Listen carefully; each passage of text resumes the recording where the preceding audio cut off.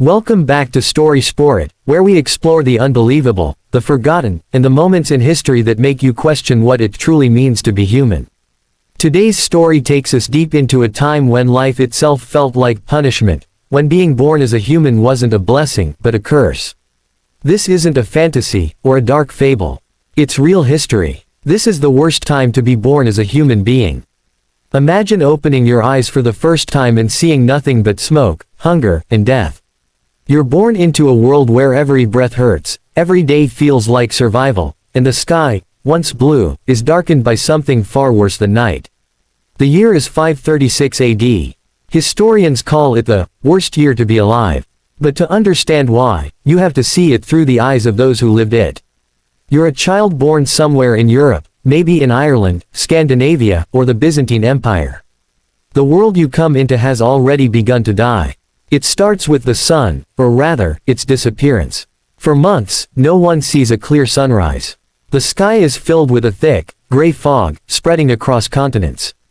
At first, people think it's an omen, a punishment from God, or the wrath of the old gods they abandoned. The light that does come through is dim and cold, like the end of the world. The crops begin to fail. Summer never comes. Even at midday, it feels like twilight. Temperatures drop. Frost forms on the fields in July. Wheat, barley, and fruit trees die before harvest. People start to starve. No one understands what's happening. They don't know that a massive volcanic eruption, somewhere, maybe in Iceland or Central America, has spewed ash high into the atmosphere, blocking the sun. The result is a global catastrophe. A volcanic winter that lasts for over a year. Across the northern hemisphere, people begin to eat whatever they can find. Bark, roots, grass, even the flesh of animals long dead. In China, historical records speak of yellow dust falling like snow, of entire provinces starving. In the Byzantine Empire, people write of a sun that gave no light, and a famine that devoured the cities. But famine is only the beginning. The cold brings disease, and with starvation, people grow weak. It's not just the body that breaks, it's the spirit. Parents abandon their children because they cannot feed them. Villages vanish. Trade collapses. Gold and silver mean nothing. Bread is the new currency, and even that becomes a dream.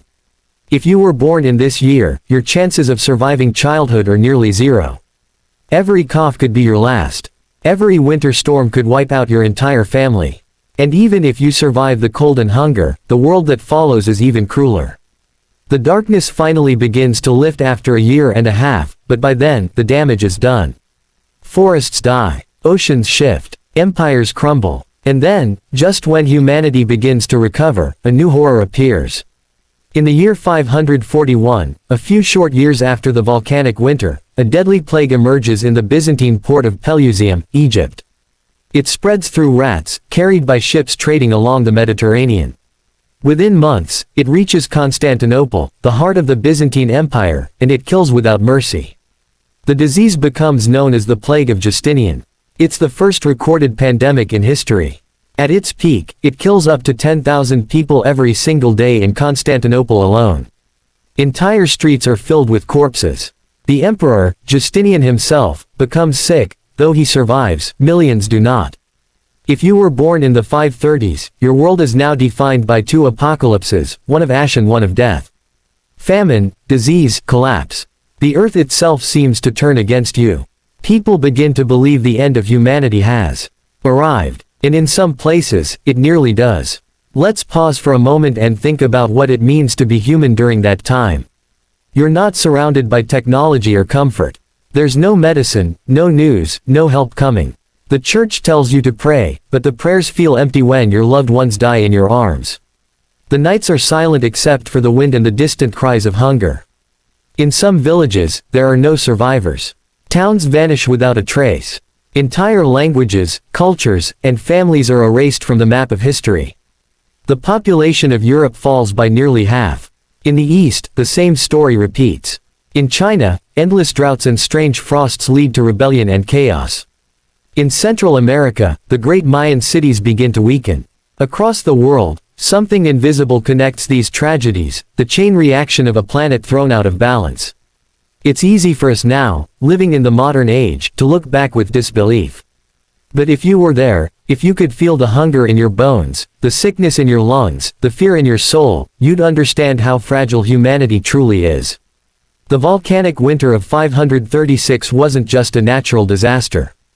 It was a reminder. It showed us that we're not masters of this world, we're guests. And when nature decides to take back control, all our kingdoms and empires mean nothing. But humanity, as fragile as it is, refuses to die. Somehow, through all that darkness, people keep moving forward. Mothers still give birth. Farmers still try to plant. Monks still write in candlelight, preserving the little knowledge that remains. Slowly, the skies clear. The sun returns, but the world is forever changed. The survivors are harder, colder, more cautious. They rebuild, though they know it can all vanish again. The lesson burns deep. Survival is not guaranteed. Now imagine being a storyteller in that world. You'd tell tales not of glory or conquest, but of endurance, how the human spirit can still burn even when the sun itself disappears. The year 536 becomes a ghost in history, whispered about for centuries. Even now, scientists and historians continue to uncover the evidence. Layers of volcanic ash buried deep in glaciers, tree rings showing years of no growth, and ancient writings describing a world trapped in shadow. But was 536 truly the worst time to be born? Some might argue that there were other contenders, the Black Death of the 14th century, the fall of civilizations, or the world wars of the 20th century. Yet what makes 536 unique is that it wasn't caused by humanity. It wasn't war, greed, or politics. It was the planet itself, the raw, indifferent power of nature, that decided the fate of humankind. When we think about our own struggles today, we often forget how close we've come to extinction before. How thin the line is between life and death, light and darkness. The people of 536 didn't have the luxury of hope as we do now. They didn't know what caused the catastrophe. They didn't know it would end. For them, the apocalypse wasn't a prophecy, it was daily life. Imagine waking each morning to a sunless sky, hearing your stomach groan with hunger, wondering if today would be your last. The air smells of rotten smoke. The rivers run low. Your neighbors have stopped talking. The laughter of children has disappeared. And yet, even then, there were moments of humanity, a mother sharing her last piece of bread, a stranger offering shelter, a prayer whispered into the darkness. That's what makes the human story powerful, not that we survive, but how we survive. The people of that era lived in constant uncertainty. Their calendars meant nothing. Their gods felt silent. The future seemed impossible. But slowly, they adapted. They found new ways to store food, new crops that could withstand the cold, and new trade routes to rebuild broken economies. Out of suffering, resilience was born. Centuries later, the echoes of 536 still shaped the world. The chaos it caused may have contributed to the rise and fall of empires, the collapse of the Sassanid Empire, the spread of the plague that weakened Byzantium, paving the way for the Islamic Golden Age that would follow. One disaster created the conditions for an entirely new world to emerge. It's strange to think that so much of human history might trace back to a single volcanic eruption, one explosion that no one saw, yet changed everything.